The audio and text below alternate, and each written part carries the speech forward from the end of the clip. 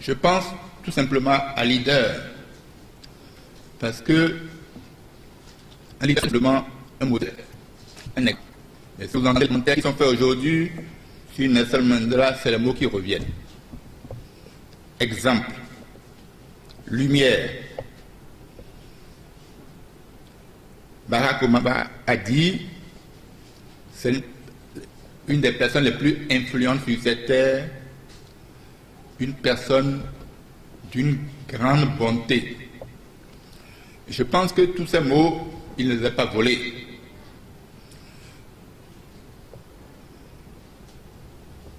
Le livre de M. Fanon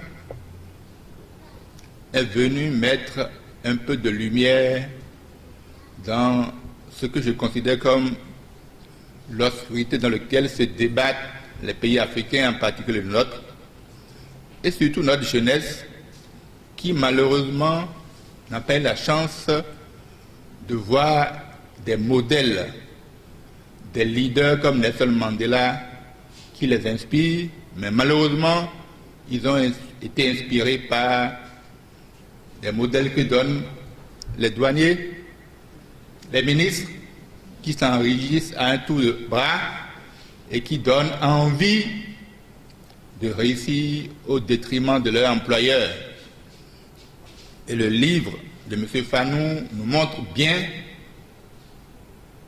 que réussir au détriment de son employeur, ce n'est pas réussir, parce que ça ne risque pas de durer. Je pense que M. Fanon a écouté Goethe qui nous dit « Lumière, faites entrer la lumière ». Nous avons besoin d'un peu de lumière dans notre pays. Nous avons besoin d'un peu plus de lumière pour notre jeunesse, car malheureusement, il n'y a pas grand-chose de grand qu'on peut faire dans l'obscurité. Je voudrais donc remercier M. Fanon d'avoir pris son temps, d'avoir mis cette passion et cette détermination à écrire un livre technique, mais qui a été inspiré par,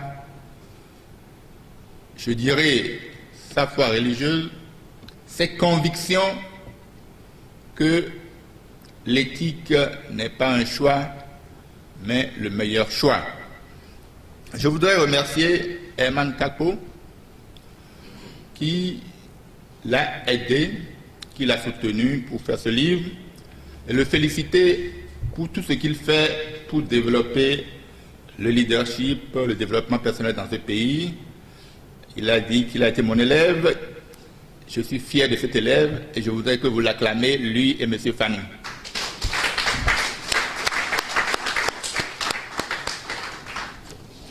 On dit chez nous que c'est au bout de l'ancienne corde qu'on tisse la nouvelle. Je crois que M. Fanon, M. Kakpo me donnent la fierté de faire ce travail et je souhaite qu'il y en ait beaucoup d'autres. Sans être trop long, je voudrais tout simplement vous dire ma lecture de ce livre, vous dire les messages que je voudrais que nous retenons et que nous n'oublions pas, les messages que nous devons diffuser autour de nous grâce à ce livre. M. Fanon nous a dit d'abord, il faut aspirer au plus grand, il faut aspirer à l'excellence, qu'on définit comme la qualité au superlatif. Tout le monde a droit à ça.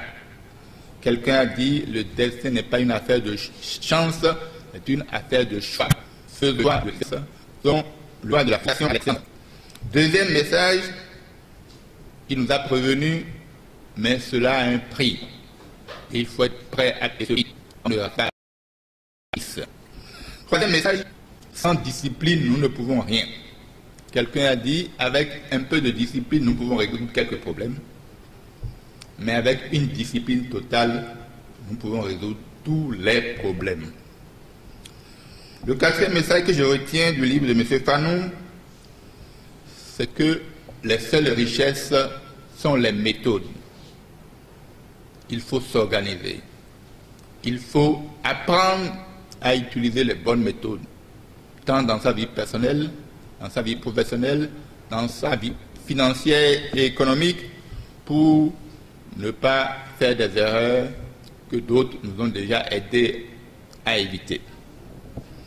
Le cinquième message que je retiens de ce livre, c'est que celui qui sert le mieux profite le plus. Et il n'y a pas de salarié heureux dans une entreprise malheureuse. Salariés et employeurs sont dans le même bateau, sont sur le même bateau. Et malheureusement au Bénin, l'histoire, je dirais, du salariat a poussé beaucoup de gens à considérer que salariés et employeurs sont deux ennemis qui doivent se combattre. Mais comme on peut le remarquer, ils sont tous perdants.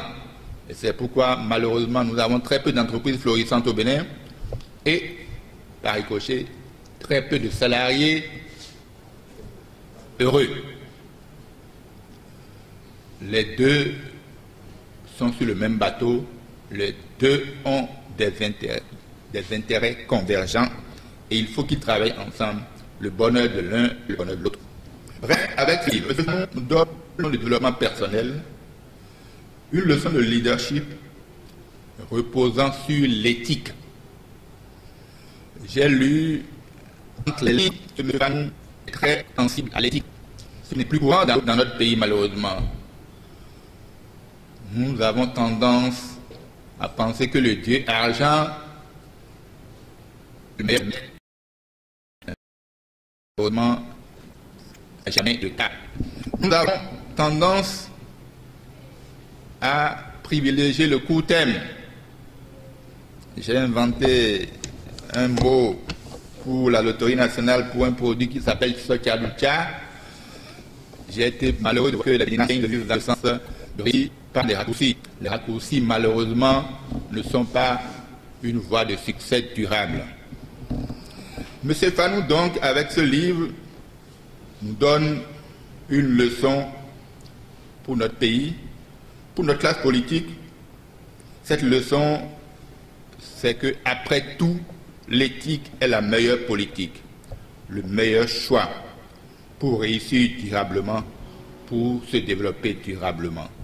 Je voudrais qu'une fois encore, on l'acclame très fort pour ce.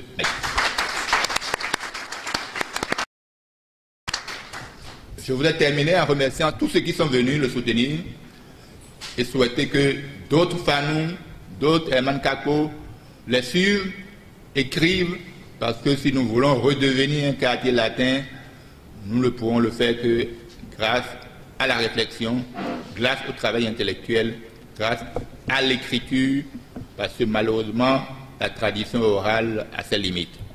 Merci en tout cas et plein succès à ce livre qui, comme l'a dit Herman, va être un best-seller. Merci.